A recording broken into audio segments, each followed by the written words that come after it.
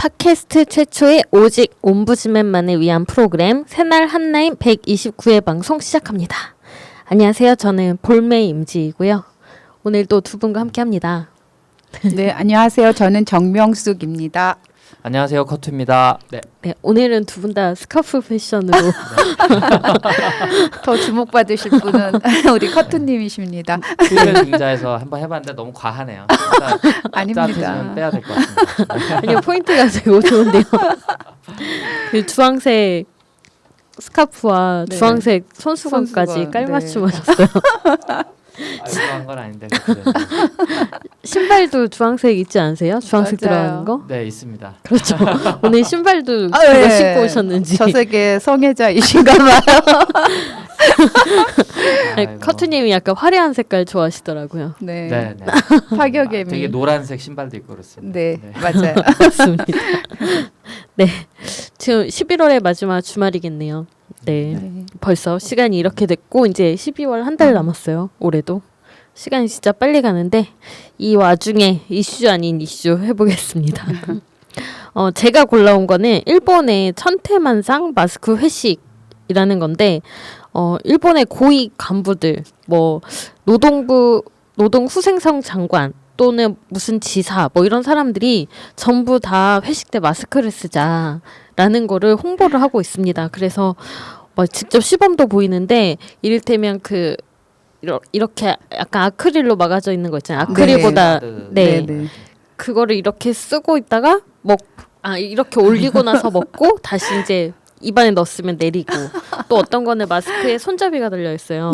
그래서 먹고 한 손에는 이걸 잡고 먹고 마스크로 가리고 또 먹고 약간 이런 식으로 회식을 하라고 적극 권장하고 있습니다. 그러니까 일본이 목요일에도 2,500명 일일 확진자가 나왔다고 하거든요. 굉장히 많은 숫자가 나오고 있는데 예전에는 고트래블이라고 해서 여행 가는 걸 권장을 하더니 지금은 외식하라고 회식을 하라고 권장을 하고 있는 정말 이렇게 나쁜 지도자 우매한 지도자들을 만나면 국민들이 얼마나 힘든지 이런 걸 보여주는 것 같아서 한번 알려드리고 싶었고요. 네. 그리고 또 음주 킥보드 얘기가 나왔네요. 네네. 그 12월 10일 되면은 킥보드 관련해서 완화된 법이 시행된다고 지난번에 한번 말씀을 드렸는데요. 그거에 대한 우려하는 목소리들이 많이 높아지고 있어요. 그리고 신문지상에도 그 킥보드 관련해서 사건 같은 것들이 많이 소개가 되고 있습니다. 그래서 그 의원들이 우리 원래는 13세 이상에게는 풀어버리겠다 했는데 16세 이상으로 하는 것으로 다시 개정하는 발의안을 냈다고 하더라고요. 네. 근데 이제 그것뿐만이 아니라 여러 가지 완화된 것들에 대해서 재검토를 해야 된다는 얘기가 너무 빗발쳐서 앞으로 이 문제가 어떻게 해결될지 지켜봐야 되고요. 이제 문제는 사실 그 새로운 어떤 개인 이동 수단이 나타나고 어쩌면 그러한 것들이 좀 생활에 정착이 돼서 좋은 면이 있긴 한데 이제 시행되는 또 초기이기도 하고 해서 여러 가지 문제가 있으니까 이제 환기가 되긴 하는데 방향은 저는 맞는다는 생각이 들어요. 그래서 이런 교육이라든가 어떤 홍보를 통해서 여러 가지 생길 수 있는 문제들을 좀 계도 같은 것 좀 하고 네. 또 법도 이제 좀 단계적으로 또 시행을 하게 되면은 나중에 정착이 되지 않을까. 그래서 지금으로서는 조금 아쉽다라는 생각도 듭니다. 네.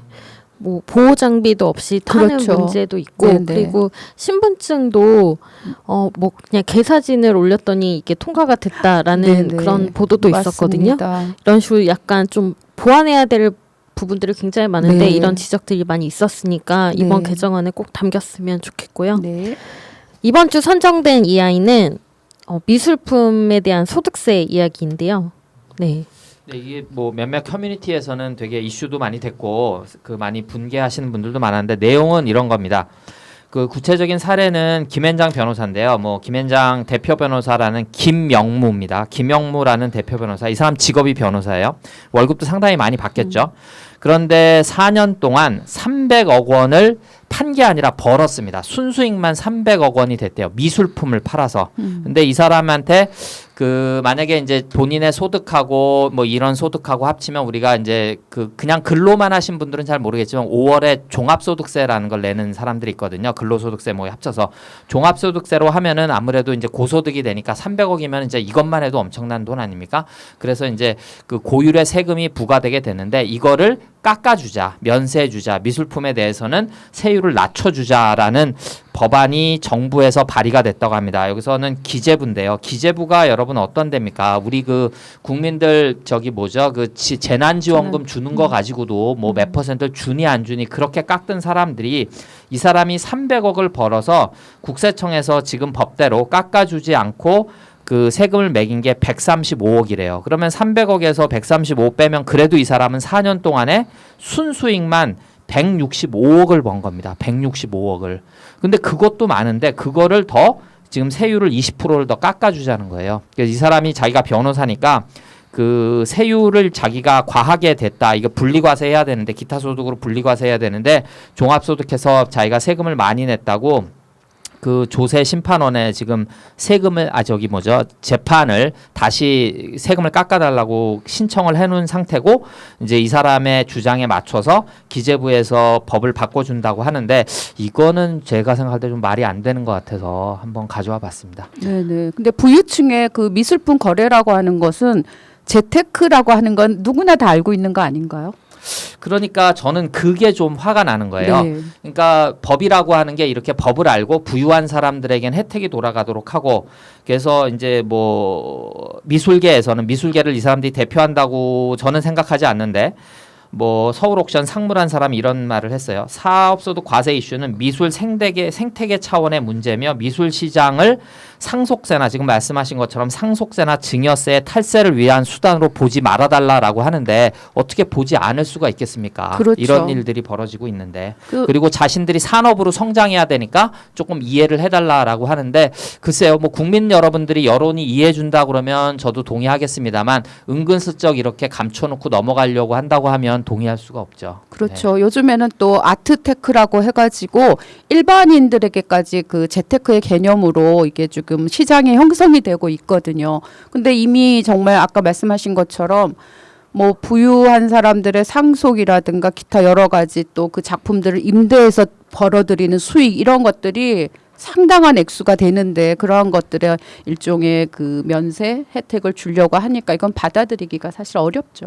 저 아트테크라고 하면 이제 신인 작가의 뭐 작품을 샀는데 이 신인 작가의 뭐 명성이 높아져서 작품값이 올랐다거나 이런 경우가 아니라 지금 이 사람들의 작품은 이미 유명한 작품을 서로 사고 파는 과정에서 나오는 그런 차익이나 그런 금액들이 많고요.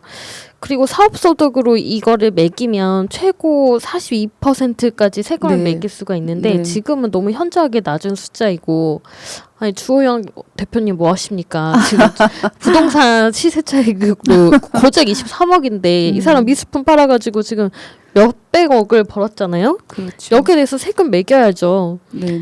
그리고 이분이 가지고 있는 그런 작품들을 보니까 보물을 굉장히 많이 소장하고 계시더라고요.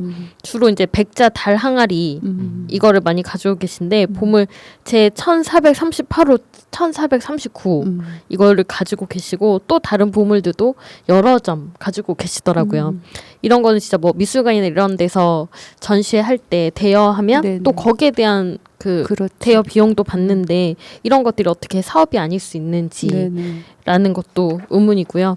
여기에 대해서 왜 세금을 더 거두려고 하지 않고 계속 깎아주려고 하는지도 정말 이해할 수가 없네요. 그러니까 일반인들 뭐 우리 흔히 유리지갑이라고 하잖아요. 이렇게 쉽게 세금을 거둘 수 있는 곳에서만 세금을 걷고 진짜 이렇게 그 아무리 우리가 뭐 기득권 하지만 그 사람들이 뭐 진짜 정당하게 뭐 창의적으로 뭔가를 새로 만들어서 일을 해서 번 게 아니라 이렇게 있는 사람들이 뭐 편법을 이용해서 이렇게 하고 또 자신들에게 유리하게 법을 만들려고 로비를 하고 이러면 국민들이 생각하는 것과 국회의원들이 실제로 만드는 법이 자꾸 그러니까 괴리가 생기는 거 아니겠습니까? 네, 맞습니다. 미술 산업을 얘기한다고 해도 이미 거기에서도 그들만의 리그가 있는 거잖아요. 그러니까 그런 혜택을 받을 수 있는 사람들은 또 소수일 거라고요. 예, 그러니까 네. 전반적인 미술계의 생태를 생각하신다면 조금 그런 식으로 정당하게 법 집행을 하는 게 나을 것 같습니다. 그리고 뭐 미술 산업의 성장을 생각하면 그 미술품을 사고 파는 데에서 얻는 이득에 대한 세금 문제를 논할 게 아니라 네. 신인 작가를 어떻게 육성할 건지 네, 어떻게 이 맞습니다. 시장 저변에 넓힐 네, 네, 건지를 네. 고민해야 되잖아요. 네네. 저도 이제 딸이 그림 그리는 걸 좋아해서 지금 막 그림을 많이 그리는데 그러면 뭐 물감도 사고 뭐 스케치북도 사고 하잖아요. 이런 걸 굉장히 좀 자주 사는데 얘가 나중에 혹시 중고등학교 가서도 계속 한다고 하면 어떡하지?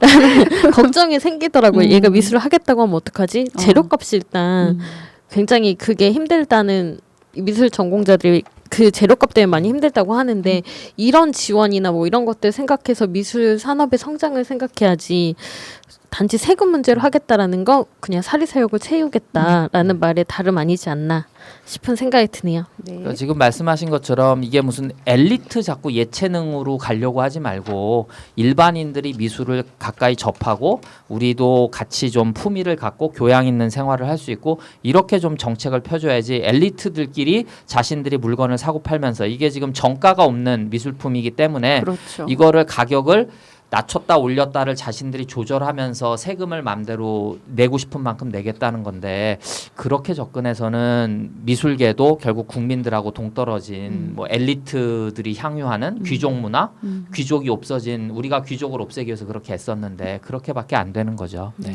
네, 미술품 경매를 하시는 분의 이야기를 이제 들은 적이 있는데 미술품은 사고 파는 데 있어서 한치의 손해도 볼 수 없다라는 얘기를 하더라고요. 사는 사람 파는 사람 누구도 손해 보지 않는다고. 그렇습니다. 꼭 여기에 대해서 정당한 세금을 매겨줬으면 좋겠습니다. 네. 이메일 가겠습니다. 작은 생각님 이메일입니다. 서울고법 형사 일부가 지난 20일 전두환이 검찰의 추징에 불복해 제기한 이의에 대해 일부 받아들였다고 합니다. 판사가 그 유명한 정준영이라고 하네요. 집의 본체와 정원이 다른 사람 명의로 되어 있기 때문에 이를 추징하는 게 위법이라는 겁니다. 전두환이 누굽니까? 나라 지키고 국민들 보호하라고 가르치고 먹이고 입혀서 군인 만들었더니 국민의 세금으로 쥐어준 총으로 국민을 죽인 놈입니다. 그렇게 총칼로 협박해서 대통령이라는 자리에 오르더니 온갖 명목으로 기업들한테 뇌물 받아 처먹은 걸로 추징금 2,205억을 받은 놈입니다. 백담사 한번 갔다 온 걸로 쥐은 죄를 다 갚았다고 생각하는지 12.12 몇 주년 기념한다고 꼬봉들 모아서 잔치를 벌인 놈입니다. 치매가 와서 법정에 못 선다면서 골프는 치러 다니고 아직도 지놈이 무슨 왕이라도 되는 듯 생각하는 놈입니다. 본체와 정원은 추징 못한다고 하면 본체에 있는 냉장고, TV라도 추징하고 정원 못한다고 하면 정원에 심은 나무라도 추징하고 대문이라도 추징해서 빨간 딱지 붙여서 드나들지 못하게라도 해야 하는 거 아닙니까? 2,205억 원. 언제 어떻게 받으려고 이렇게 느슨합니까? 100원이라도 더 받아야 할 거 아닙니까? 제가 진짜 되도록이면 민주당에 안 좋은 말은 안 하려고 했는데 마지막으로 한 번만 하겠습니다. 민주당 의원이 지금 176명인 걸로 알고 있습니다. 국진당은 100명이 조금 넘고요. 민주당 의원이 국진당 의원을 1대1로 마크하면 70명 정도 남습니다. 이 70여 명의 의원이 전두환, 이명박 등등 반드시 따지고 넘어가야 할 놈들 한 명씩 마크하고 또 세월호, 5.18, 용산, 쌍용차 등등 아직도 해결되지 않은 문제들 마크하면 안 됩니까? 176명 의원들이 남은 임기 동안 철저하게 맨투맨으로 마크해서 파헤치고 들춰내면 뭐라도 하나 안 나오겠습니까? 무슨 일만 있으면 매일 나오는 사람만 나오고 매일 말하는 사람만 앞장서서 말하고 다른 사람들은 뭐 합니까? 박덕흠만 욕하지 말고 의원 배지 달고 4년 동안 입 닥치고 가만히 있는 사람들도 마찬가지로 욕먹어야 합니다.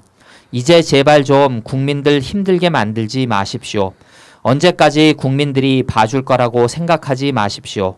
언론 때문에 검찰 때문에 사법부가 저쪽 편이라 국짐이 협조를 안 해서 그런 변명도 더 이상은 하지 않았으면 좋겠습니다. 뭐든 하려는 생각이 있으면 방법은 얼마든지 찾을 수 있습니다. 당장 7월에 하겠다던 공수처. 올해가 한 달여밖에 남지 않았는데 아직도 지지부진 아닙니까? 국짐이 그렇게 할 거라는 거 예상 못했습니까? 미리미리 대비하고 준비하고 있었으면 최소한 이런 지경까지는 안 되지 않았을 거 아닙니까? 언제까지 조국, 추미애 개인의 희생을 보고만 있을 겁니까? 전두환이 추징금 환수도 고법에서 일부 불법 판결이 나왔다는 기사를 보다가 너무 화가 나서 답답해서 심한 말을 한 것 같습니다.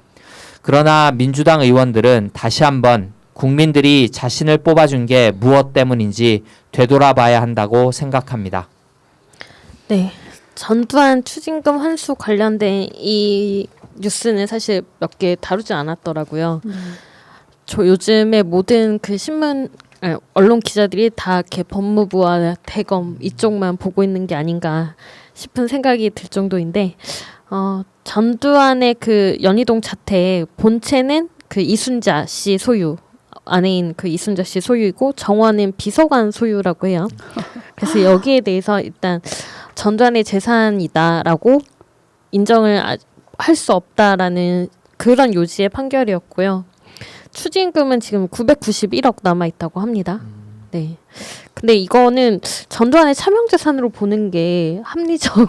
그렇죠. 뭐 상식적으로 네. 생각해서 그 집을 그래서 그렇게 명의를 쪼개놨다는 게 말이 안 되죠. 그렇죠. 본체하고 정원을 나눠놨다는 거는 별채는 또 며느리 건데 며느리 재산은 인정이 됐어요. 이거는 네.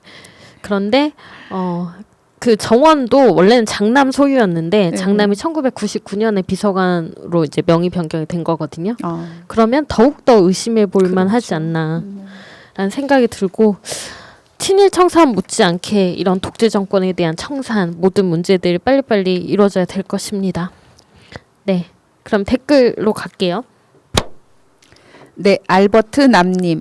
여태껏 땅만 밟고 살아온 윤짜장. 고개를 쳐들면 하늘이 머리 위에 있는 줄 몰랐구나. 그간 무소불위의 권력으로 불법을 법처럼 휘둘렀던 살아있는 권력은 이제 석양이 되어 피눈물을 흘리며 사라지겠구나. 석양의 아름다움은 잠시인 것을 그대 윤뚱장 이제 아시나요? 줄리랑 다정히 손잡고 재판정에 서게 될 날을 그리며 화환이라도 보내드려야겠어요. 축 무료 아파트 입촌.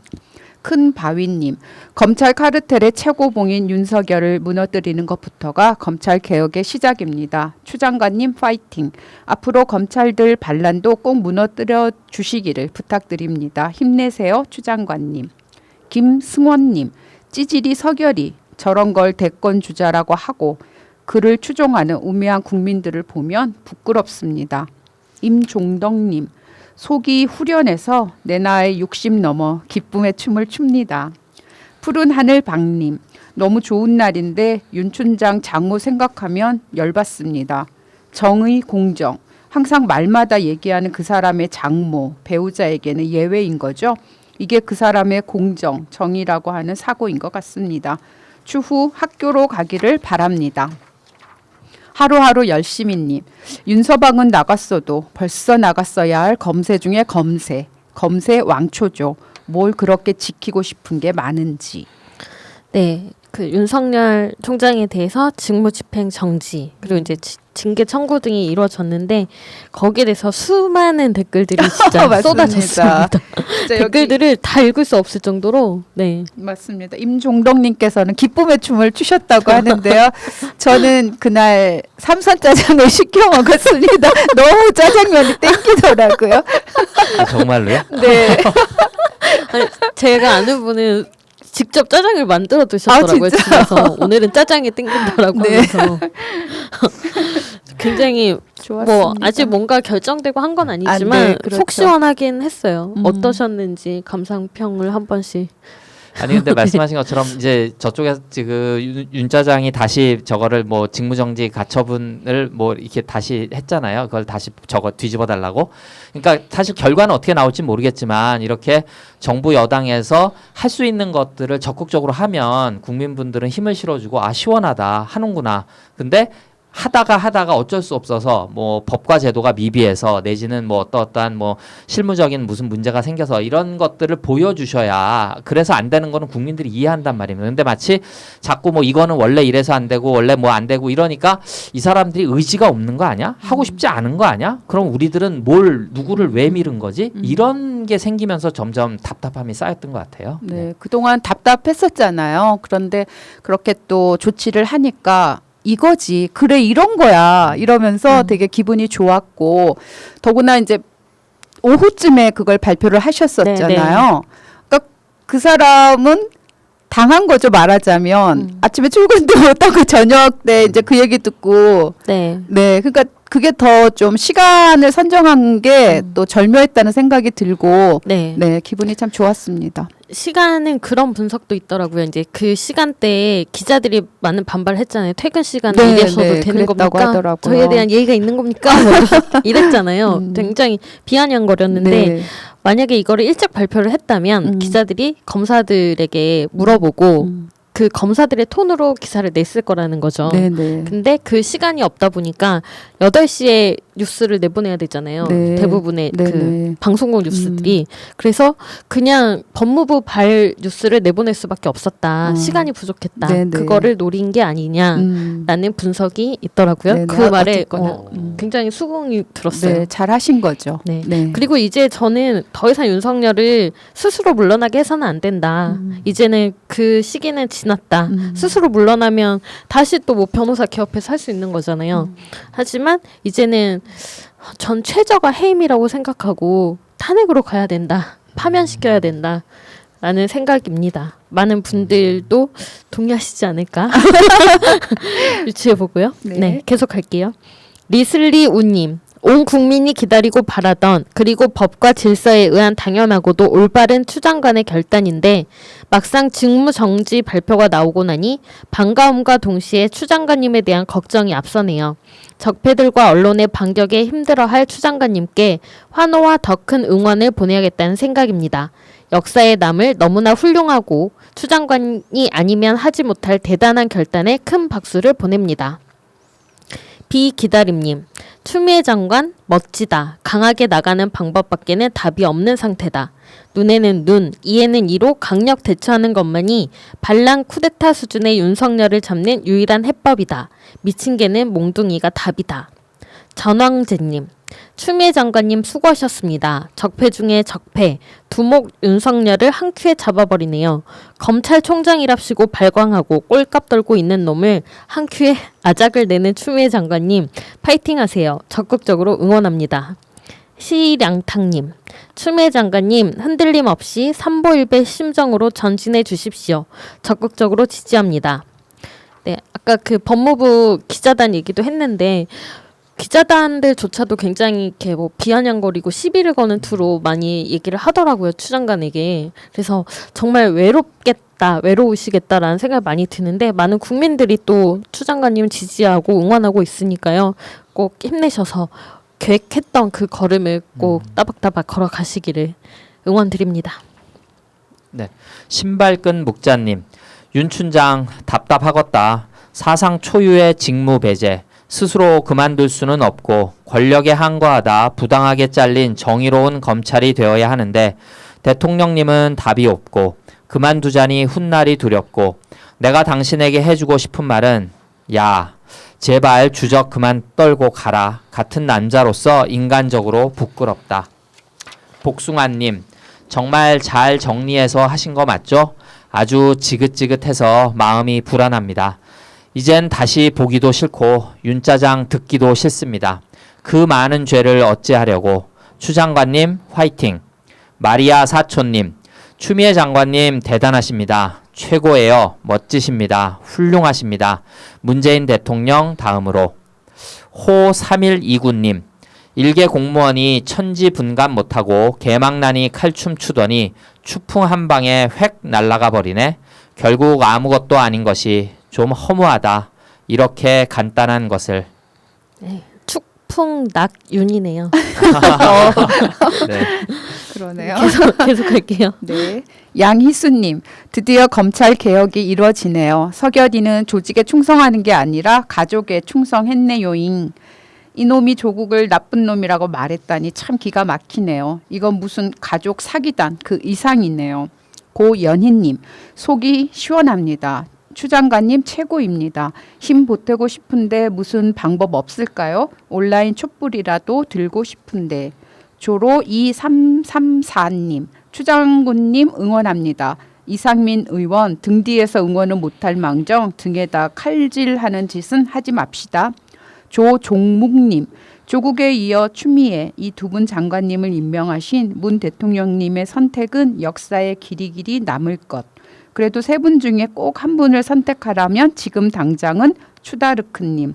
대단하신 추진력에 결기 가득한 검찰 개혁의 완성자. 김미수님, 우리가 추미애다. 장관님 힘내세요. 국민들께서 괜히 꽃다발을 보냈겠어요? 국민이 추미애다. 네.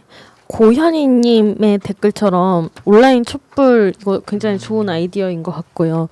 그런 게 있으면은 정말 동참하고 싶다라는 생각이 드네요. 근데 저는 초콜릿을 좀 만들어 보내고 싶은데 그게 가능한지 모르겠어요. 왜냐하면 이게 음식물이고 식품이니까 괜히 주저될 수도 있을 것 같아요. 받아보는 사람 입장에서는 이게 신원이 명확하지도 네. 않은 사람이 이렇게 보낸 거는 그러니까 그런 부분에서 좀 주저되더라고요. 그럴 수 있죠. 네. 초콜릿 모양의 꽃을 어렵습니다. 그 단계는.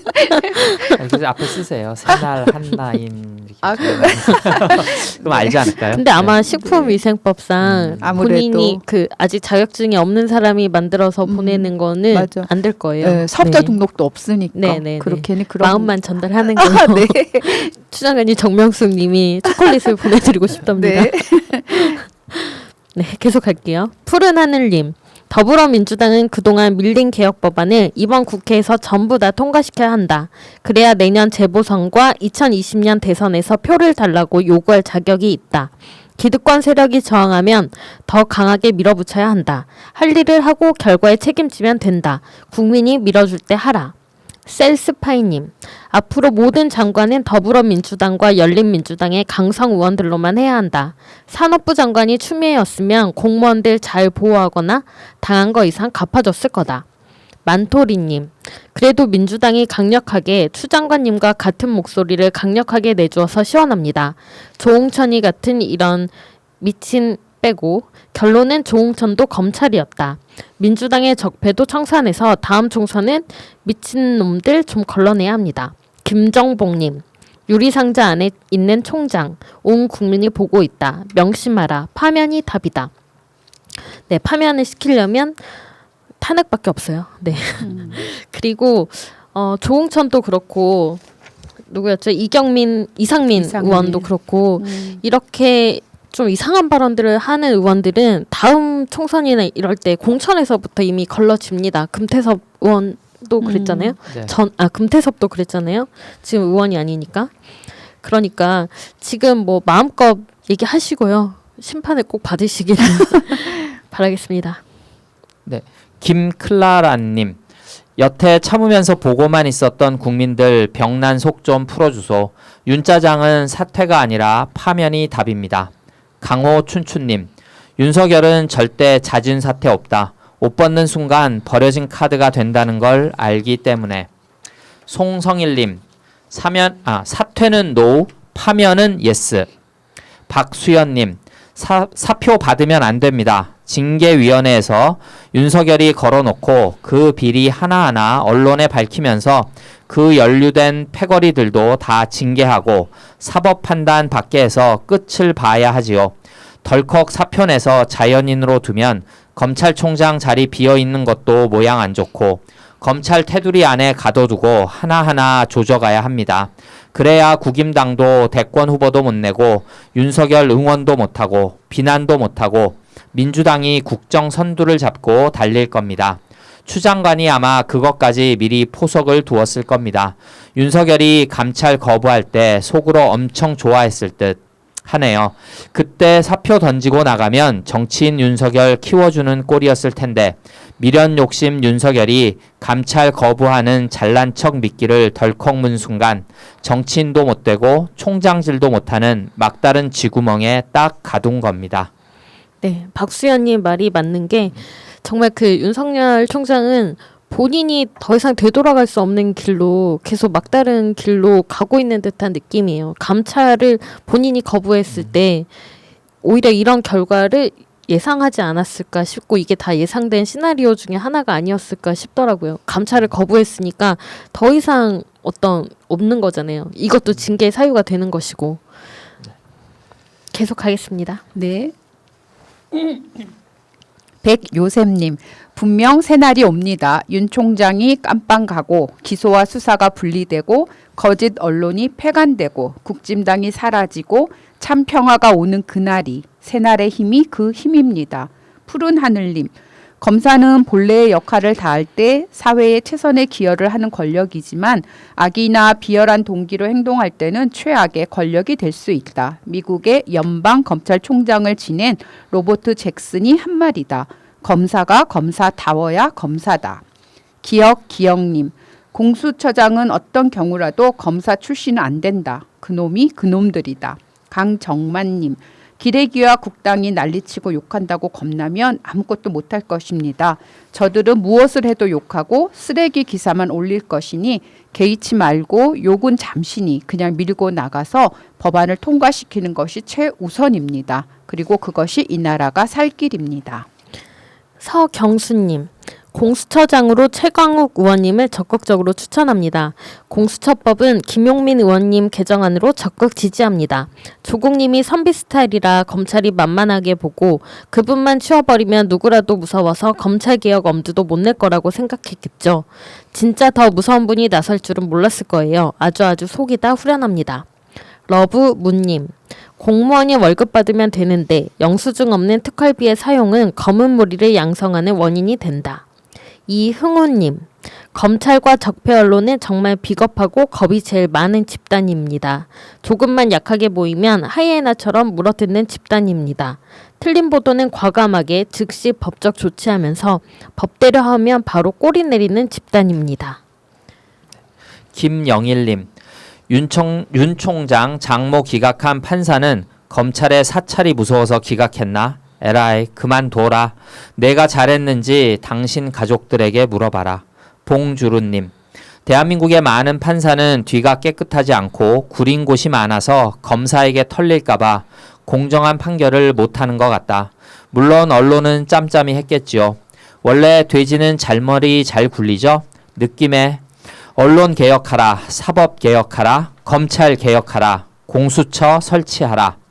CNC 네온님, 검찰 개혁, 언론 개혁, 사법 개혁. 네, 박미경님, 난 50대다. 국민 짐당 정말 짜증난다. 나라 일을 하려면 협치해가면서 해야지. 맨날 국민을 위해서 한다면서. 이아쿠아님, 나 60대다. 나도 국민의 짐 진절이 나게 싫다. 나라가 살려면 국짐이 망해야 한다. 제발 망해라 국짐. 국짐, 악의 집단. 무지한 세력들은 투표할 때 신중해야 한다. 진심으로 나는 10여 년 후에는 투표를 안 할 것이다. 젊은 세대가 살 수 있도록 나이 든 세대는 젊은이들에게 이양할 준비를 해야 한다. 김정희님, 나도 60대다. 국민의 짐은 이 나라에서 사라졌으면 한다. 징글징글하다. 예의라곤 찾아볼 수가 없다. 박수진님, 70대인 나도 국짐당이 너무 싫다. 징글징글하다. 품위도 수준도 최하에 뻔뻔하고 억지 부리고 소리 지르고 무식함이 창피하다. 뽀슬뽀슬님, 저는 예전에 대구의 골수 보수였고 이명박과 박근혜를 찍었어요. 미쳤었나 봐요. 이제 노무현 대통령님 뵐 면목이 없고 제가 사는 여기는 늙은이들 다 자연사해야 바뀌는 미친 지역입니다. 그러나 저 같은 사람들이 증가하고 있는 것은 사실입니다. 푸나님, 대구 경북에 저 같은 사람 많아지고 있으니 파이팅 합시다. 제가 대구 시민인 것이 부끄러워요. 고북님, 자신들 부귀영화를 위해 나라가 망해야 한다는 쓰레기들. BTS 짱님, 박근혜, 국민의 짐일 때 코로나 왔으면 미국처럼 초토화 됐을 듯. 네, 갑자기 나이 증명들을 계속 댓글로 네. 해주고 계시는데, 그러니까 국민의 짐을 지지하는 그런 국민들이 좀 60대 이상이 많다. 하지만 나는 그렇지 않다. 국민의 짐이 싫다. 이런 얘기를 해주신 것 같고요. 뽀슬뽀슬님. 그래도 자연사 하면 안 되죠. 네. 다 이렇게, 뽀슬뽀슬님도 생각을 바꾸셔서 민주당을 네네. 찍으셨잖아요. 네. 그렇기 때문에 생각이 바뀌는 게 어렵긴 하지만 어떤 계기를 통해서 확실히 바뀔 수 있다고 생각이 들어요. 뭐 세월호 때도 그랬고 그다음에 박근혜 그런 국정농단 사태 때도 그랬고 여러 가지 일들이 계기가 되어서 내가 깨어날 수 있는 그런 일이 벌어질 수 있으니까요. 또 이런 사람들이 많아지고 있는 게 사실이라고 하니까 네, 용기를 내보자고요. 그리고 이아쿠아님도 10년 뒤에 투표하세요. 민주당이 하시면 되잖아요. 네. 젊은 세대가 그래도 조금 뭐 많이 활동할 수 있도록 조금 여지를 남겨주는 건 좋을 것 같아요. 이게 생각해 보시면 뭐 586들도 많이 뭐 물러나라고 얘기들을 많이 듣고 하는데 저는 거기에 이제 586들이 뭐 물리적으로 자리를 차지하고 있다고 하면은 문제가 되겠죠. 근데 마치 그런 얘기를 하는 사람들은 그분들이 했던 정신, 그분들이 하고자 했던 뭐 개혁 의지, 변혁의 의지 이런 것들을 같이 이렇게 쓸어버리려고 그런 얘기를 퍼뜨리는 것 같아요. 근데 이제 이 아쿠아님이나 뽀슬뽀슬님에 대해서 이제 임진님이 말씀하신 것도 맞고 이런 분들은 이제 계속 투표도 하시고 도와주셔야 되겠죠. 그리고 또 근데 생각해 보면 이 세대의 분들은 젊은 시절에 되게 20대 30대 때 대한민국이 엄청난 변혁 뭐 한국전쟁이라든지 그 이전 분들은 어떤 뭐 해방이라든지 이런 걸 통해서 어른이 되셨단 말이에요. 10대 때 20대 때 어른이 돼서 지금까지 70, 80이 되도록 90이 되도록 지금 어른의 역할을 하고 계세요. 넘겨주셔야 돼요. 그러니까 사실 그 생각에서 보면 586들도 그 어른으로서 국가의 기둥으로서 이거를 물려받지를 사실 다 못한 거거든요. 그래서 그런 생각을 조금 하면 이분들이 이렇게 쓰셨지만 그 말뜻 같은 것들도 한번 또 생각해 볼 만한 것도 있는 것 같습니다. 네. 네. 그래도 이 정치 현실에서는 변화하는 것들이 느껴지잖아요. 근데 이제 이게 좀 뭐 우스갯소리일 수도 있지만 어떤 기독교계 쪽에서는 굉장히 완고하거든요. 그래서 저희 그냥 농담조로 너무 완고하고 이 현실이 변화될 가능성이 없다 보니까 아유 그분들 돌아가실 때까지 가시고 나면 좀 변화가 있겠지만 이런 얘기를 나눈 적이 사실은 있어요. 예, 그렇지만 이제 이 정치 현실은 또 그거하고는 조금 다른 면이 있어서 좀 희망을 가져봅니다. 그렇죠. 어차피 계속 조금씩 변해가면서 앞으로 나아가는 거니까요. 네. 계속 가겠습니다. 푸른 연꽃님. 박용진. 에휴. 최근에 이사했지만 강북을에서 투표를 10년 했어요. 그때 우리 식구들 그렇다고 자한당을 뽑을 순 없잖아. 그러면서 박용진 뽑았습니다. 직접 만나본 식구가 혀를 끌끌 차더군요. 특정한 단어를 사용하여 비난하진 않겠습니다만 선거운동도 거의 하지도 않았습니다. 자한당 선거운동은 매일 봤는데 박용진 목소리 딱 한 번 들었습니다. 선거 후 자한당은 떨어져도 이리저리 다니면서 인사하고 다니는데 며칠 후 감사합니다 이러면서 쓱 차 타고 한 번 다녀요. 오만인지 자신인지. 이런 생각으로 투표한 사람 많습니다. 민주당으로 나와서 된 것인데 자신의 역량으로 착각하는 것 같네요. 어르신들이 종편 나와서 민주당한테 뭐라 하니 좋아하는 것이지 절대 뽑지 않습니다. 이젠 이사 와서 고민 없이 투표할 수 있어 다행일 뿐입니다. 그럼 이만 총총. 안전거리 유지님. 박용진 의원은 조선일보 타임캡슐에요 참여로 알아봤네요. 정치인으로 역사의식과 시대정신을 제대로 갖춰야죠. 자숙하세요. 시인님. 금의 넋과 나의 넋은 많이 닮아 있다. 그네들은 모두 나만 있고 남은 없다. 수단과 방법을 불문하고 이기는 것이 선이 된다. 금태섭 나경원 얘기죠. 네, 박용진 의원에 대한 비판의 목소리도 굉장히 많고요. 네, 계속 갈게요. 네, 강희정님. 금태섭. 당신은 법을 잘 아니까 그러실 수는 있는데 조국 장관님은 왜 비난하셨는지 같은 사람 되기 싫어서 경어를 사용해 드리지만 옛날 시조가 생각나네요. 까마귀 검다 하고 백노야 웃지 마라. 겉이 검다고 속조차 검을 쏘냐. 겉이고 속 검은 이는 너뿐인가 하노라. 정확하지는 않지만 이런 내용이었죠. 왜 이렇게 튀었을까요? 새날이 올 때까지님. 애공 옛말에 자식 두고 입 바른 소리 하는 게 아니라는데 진실은 밝혀지는군요. 나씨도 금씨도 장씨도. 옛말이 다 맞지는 않지만 자식이 잘 크기를 바란다면 이제 그만 거짓과 가면에서 벗어나세요. 참으로 보기 역겹습니다. 홍씨도 추가요. 네. 씨리즈님, 저도 김성회 대변인 너무 좋아합니다. 늘 객관적인 시각에서 생각하시고 설명을 잘해 주셔서 항상 찾아서 경청하고 있습니다. 네. 흐르는 강물님. 세월호 희생자 무려 304분. 남은 공소시효 겨우 141일. 김성묵 씨 단식 48일째. 2014년 8월 문재인 국회의원은 유가족 김영호 씨의 46일의 단식을 중단시키기 위해서 10일 동조 단식을 했고 이후 김 씨가 단식을 중단하자 함께 단식을 마쳤다. 2020년 11월 문재인 대통령은 생존자 김성묵 씨의 단식을 중단시키기 위해서 약속은 지켜야 한다. 노력하는 모습을 보여야 한다. 윤솔진 님이 쓰신 글입니다. 의사 선생님이 다녀가셨다. 아무 말씀 없으시다가 마지막으로 가는 수순을 밟기 시작했다라고 하셨다. 이제 단식 48일째 된다.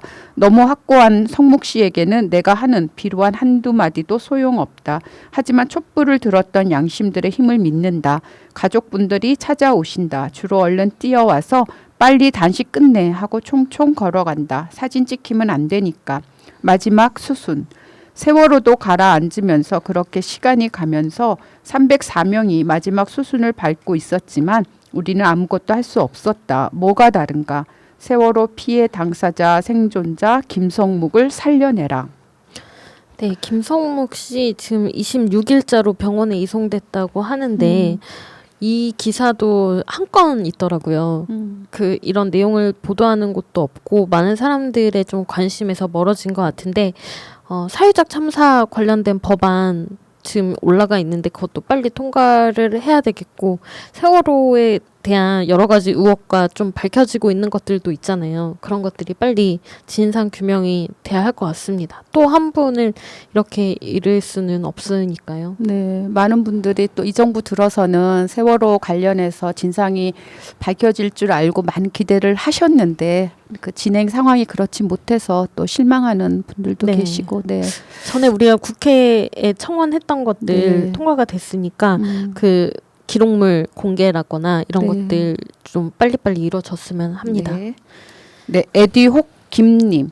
코로나 백신을 미리 선약해서 엄청난 비용을 쓰고 어쩔 수 없이 백신을 접종시켰다가 만약 단 한 명이라도 문제가 생긴다면 국힘당이나 쓰레기 언론들은 문재인 정부가 국민의 생명은 전혀 관심이 없고 엉뚱한 백신 구입에 엄청난 국민 세금을 낭비하고 있다고 비난하고 고발할 것이 분명하죠.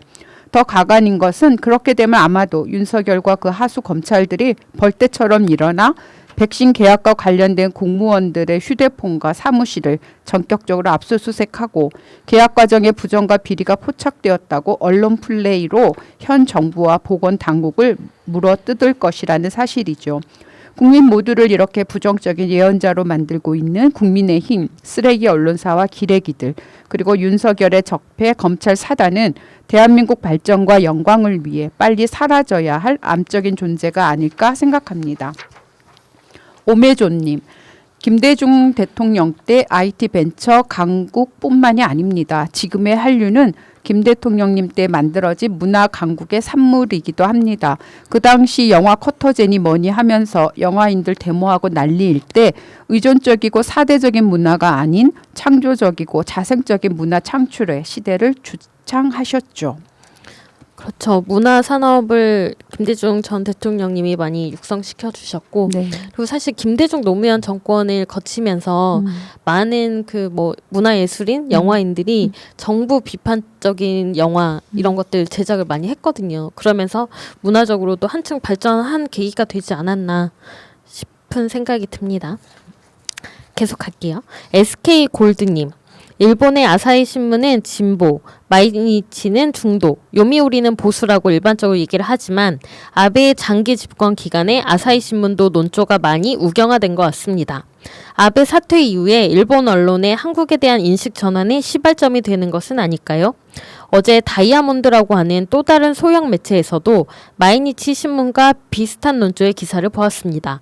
아베가 그동안 일본 국민에게 심어놓은 외조부 기시 노부스케와 사토 에이사쿠 시대에 돌리려고 했지만 역대 최장수 총리의 영예는 않았지만 결국 아베노믹스도 실패로 결말이 났고 올림픽도 연기되고 코로나 방역 실패 등등 실패한 총리로도 일본 정치사에 남을 것 같습니다. 어쨌든 스가 집권 이후 아베 집권 기간에 시작되어 지금까지 장기간 이어지고 있는 냉각된 한일 관계에 대한 재평가를 시작한 것이 아닐까요? 여기에는 올해 한국 영화 기생충의 오스카 사관왕, 드라마 사랑의 불시착, 이태원 클라스, 그리고 사이코지만 괜찮아 등의 일본에서의 초강세, 여기에 뒤질세라 BTS, 블랙핑크 등의 빌보드 차트 진입 등 세계 각국에서의 초강세 등으로 이어진 코로나 감염 확대 속에 제4차 한류 열풍도 한국을 재평가하지 않을 수 없었을 겁니다. 코로나 국면에서 경제 성장률 세계 1위, 1인당 GDP는 일본 턱 밑까지 가 있는 상태에서 한국은 계속 떠오르는 중, 일본은 계속 추락하는 중이라 5년 이내에 역전될 수도 있다고 봅니다. 아무리 봐도 일본 정치가들의 사고 행태는 여전히 일본의 최전성기였던 일제시대에 머물러 있기 때문에 한국을 아직도 한참 아래의 나라로 생각하는 것 같습니다. 일본은 이미 망해가는 중인 것 같습니다. 야마오 유미님, 전 일본에서 매일 새날 기다립니다. 푸나님 사랑합니다. 라는 코멘트 듣고 싶어요. 많이 인색해지셨어요. 푸나님이 사랑합니다라고 해달라고 전달해드리겠습니다. 바꿀 수 있는 용기님, 여러분들의 관심이 필요합니다. 새날 애청자로서 푸나님께서 부당하고 불공정한 사안들에 약자들이 편에서 공론화시켜 주시고 이슈화 시켜 주신다는 걸 잘 알기에 염치 없지만 이런 글 처음으로 남겨봅니다. 경상남도 교육청에서 경남 유치원 방과 후 교사들을 일부만 공무직 전환하고 더 이상 전환하지 않겠다고 합니다. 공공기관에서 직종을 전환하는데 누구는 되고 누구는 안 되고 이게 무슨 경우일까요? 모르고 있던 뒤늦게 알게 된 교사들의 미래는 고용 불안의 차별을 또다시 안게 되었습니다. 차별을 가르치는 교육 현장이 되어선 안 된다고 생각합니다. 부디 관심 가져주셔서 경남도 교육청 교육감에게 바란다에 가서 유치원 시간제 교사들의 공무직 전환을 바랍니다. 한 줄 글 남겨주신다면 정말 큰 힘이 될 것 같습니다. 네, 경남도 교육청 홈페이지에서 교육감에게 바란다라는 그 카테고리 가셔가지고 응원글 남겨주시면 큰 힘이 된다고 합니다. 네, 임빈 K님. 죄 없는 탈북자들이 간첩 조작이나 하는 성과주의 기관들, 특히 국정원, 기무사 같은 곳에서 더 이상 나쁜 일에 악용되지 않도록 국가보안법에서 최소한의 독소 조항들은 다 없애버려야 합니다. 양심적인 탈북자 여러분, 고초 겪게 해드려서 대한민국 정치를 책임지는 국민으로서 사죄드리고 항상 옳은 목소리 내어주심에 감사드립니다. 올바른 정의가 살아있는 나라를 같이 만들어 봅시다. 남북 연합이 이루어지는 그날까지 파이팅. 그리고 다음 카카오에 적용되어 있는 AI 알고리즘이 주로 기사 조회수 등에 가중치를 주고 있는 거 아닌지 생각해 봤습니다. 요즘 기레기 언론사들은 사람들이 쉽게 클릭할 만한 선정적 제목을 내걸거나 제목 낚시를 하기 때문에 나쁜 기사의 조회수가 높아질 수밖에 없습니다.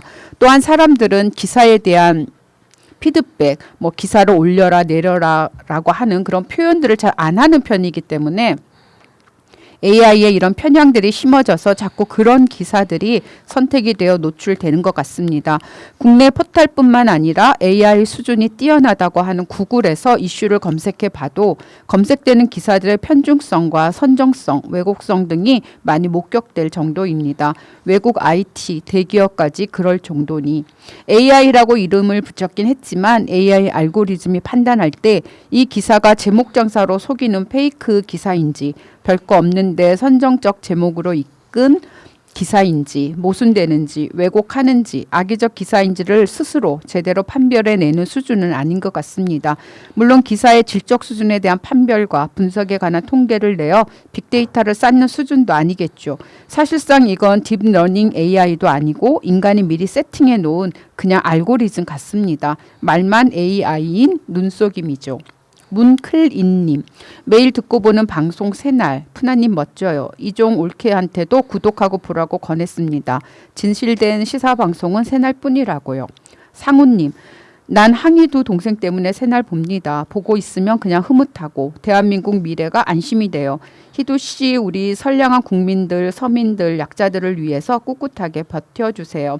당신은 우리 모두의 애국 열사입니다. 아버님 얘기 때 제 눈시울도 적셔지더라고요. 희도 씨 마음 아버님께 물려받은 거니 같은 마음일 겁니다. 응원합니다. 빛나는 희도 씨. 네, 여기까지가 여러분들의 댓글이었고요. 다음 한 주도 많은 댓글 남겨주시면 저희가 좋은 댓글들 찾아서 소개해드리도록 하겠습니다. 오직 공감뿐 사연입니다. 안녕하세요. 아직 애는 없는 맞벌이 부부입니다. 지금까지는 주말에 몰아서 반찬을 만들어 놓고 이틀에 한 번씩 국이나 찌개를 저녁에 빨리 만들어서 같이 밥 먹고 했거든요. 그런데 제가 이직하면서 출퇴근 시간이 1시간 늘어났고 집에 도착하면 저녁때를 넘겨요. 그래서 고민하다가 신랑한테 월마다 반찬 배달해주는 곳에서 배달시켜 먹는 게 어떤지 물어봤어요.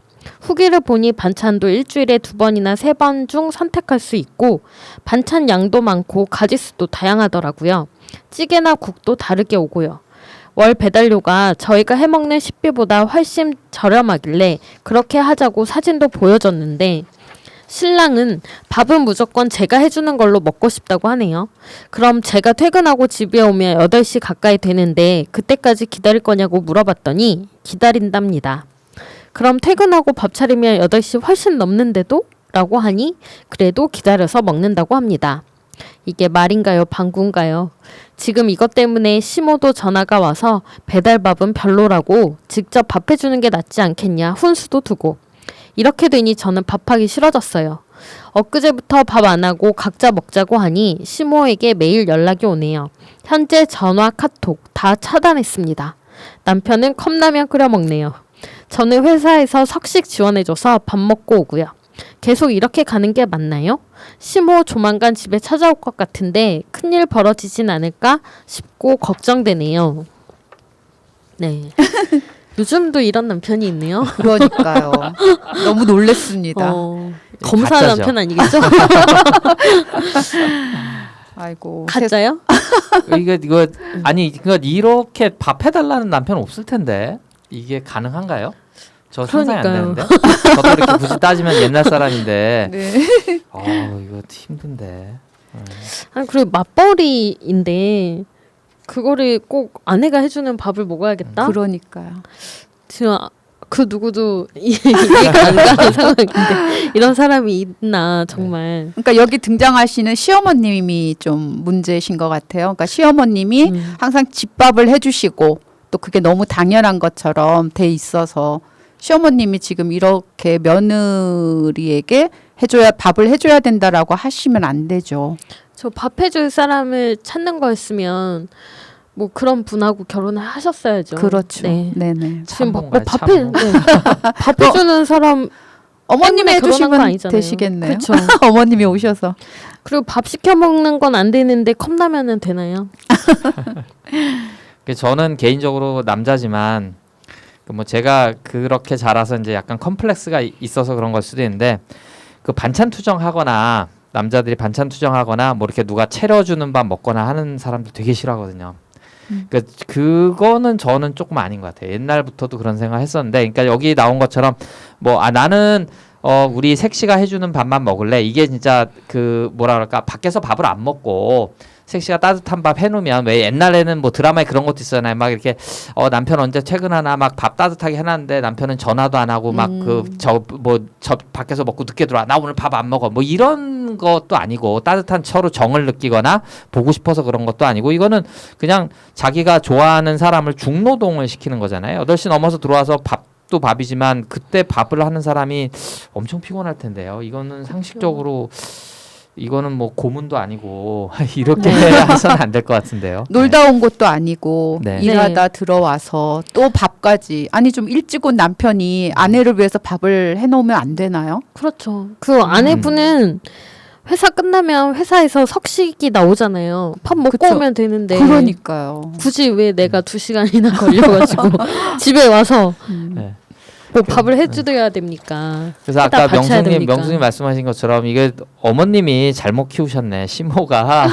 그래서 제가 그 얘기를 한 건데 이게 그런 대접을 받으면서 자라온 사람이 요즘도 뭐 그런 사람이 있는지 모르겠는데 이거 잘못된 거거든요. 그렇죠. 저는, 예전에는 정말 어머님들이 아유 남자는 부엌에 들어가면 안 된다 이렇게 해서 정말 저희 아버지만 해도 안 차려 그러니까 할아버지나 아버지만 해도 안 차려주면 안 드시는 네. 근데 이제 시간이 지나고 뭐 가정 환경이라든가 이런 것들이 변하면서 그냥 알아서 또 아버지 같은 경우는 그냥 스스로 또 챙겨 드시고 그러니까 엄마 입장에서는 되게 편해진 거죠. 네. 예. 그럼 바깥에 나가서도 사실 집안에 누구 밥 차려줘야 되는데 이 생각을 안 하니까 훨씬 자유롭고. 어른들이 뭐 애들이 반찬 투정하고 막 이럴 때 먹기 싫다면 냅둬라. 자기가 굶어보며 밥 먹는다 뭐 이러잖아요. 네네. 남편에게도 똑같이 적용을 해야죠. 그냥 싫다고 하면 굶겨라 알아서 먹겠지. 컵라면 이렇게 계속 드신다고 하니까 굶는 건 아니시고. 네. 그리고 어차피 사연자 분은 회사에서 밥을 드시고 오시면 네. 되니까 네네. 평화로운 저녁인데요. 전업주부라면 뭐 그렇게 뭐 부탁을 할 만한 상황이고 우리가 이해를 좀 할 만한 그런 사안이긴 한데 같이 일하시고 그러는데 또 앉아서 그냥 밥 네. 해가지고 따뜻하게 차려준 거를 나는 먹어야겠다라고 버티고 있는 게 진짜 요즘 사람은 아닌 것 같아요. 아니면 이제 가사가 분담이 되어 있어서 아내분이 식사를 책임지시고 남편분이 뭐 청소 빨래 이런 것들을 맡고 계신다라고 하면은 이제 바꿔야죠. 시간이 안 맞으니까 서로의 가사 분담을 바꾸거나 해야지. 굳이 네. 요즘 쇼핑몰 같은데 큰데 가시면요 다 그 쿠킹 클래스라고 해서 요리 가르쳐 주는 게 많이 있어요. 맞아요. 아니 근데 저도 들은 얘기인데 더 쇼킹한 얘기는 거기에 당연히 여자가 많을 것 같죠. 젊은 남자들이 그렇게 많다고 합니다. 그러니까 요거는 좋게 생각할 수도 있는데 조금 슬픈 현실인데 남자들도 이제 혼자 살아야 되니까 여자들은 뭘 배우냐 하면 집 수리하는 걸 배우러 다니고 남자들은 요리하는 걸 배우러 다니는 거죠. 그러니까 이제 이게 꼭 좋은 건 아닌데 당연히 이제는 아마 요즘은 초등학교에서도 기술 과정을 같이 배울걸요. 그게 바뀐 지 상당히 오래된 걸로 알고 있는데 그렇게 하시고 정형편이 안 되면 그 여기 이분이 말씀하신 그 밥 반찬 해주는 거 저도 알거든요. 우리 아파트 단지에도 맨날 붙어 있는데 괜찮아요. 그거 드셔야죠. 뭐 자기가 요리할 줄 모르면 다 형편에 맞춰서 사는 거지.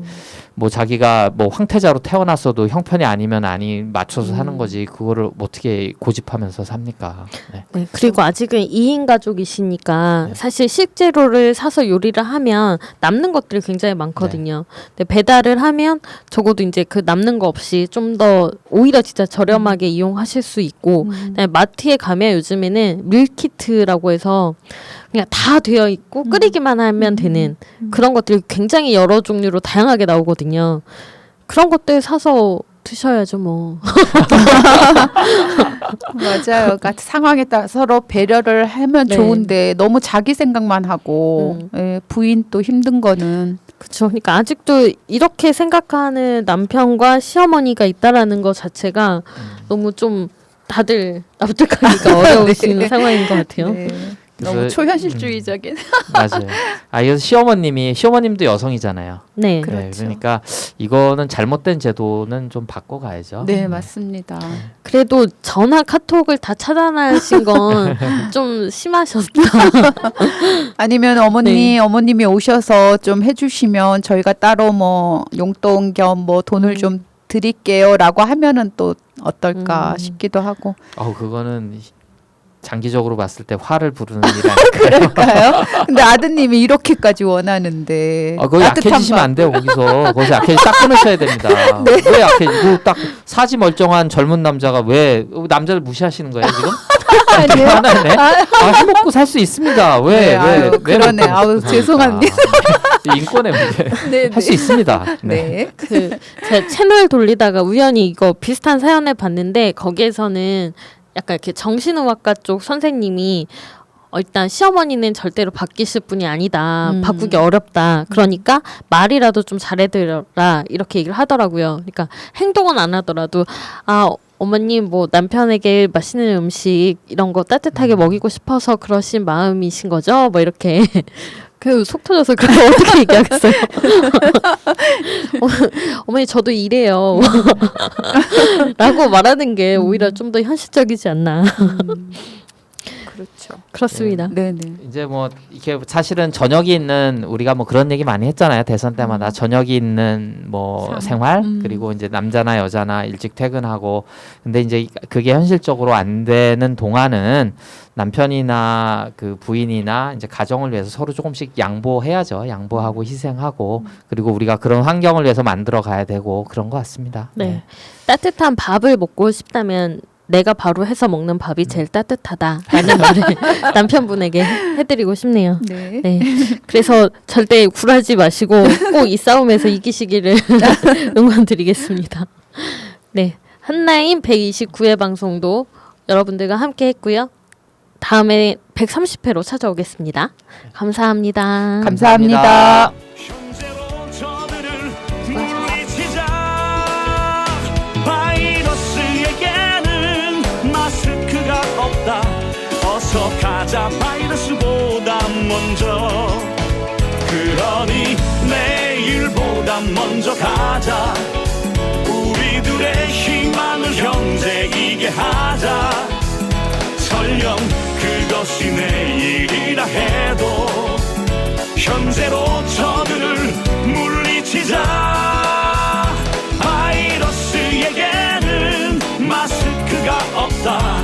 어서 가자 바이러스보다 먼저. 바이러스에게는 마스크가 없다. 어서 가자 바이러스보다 먼저.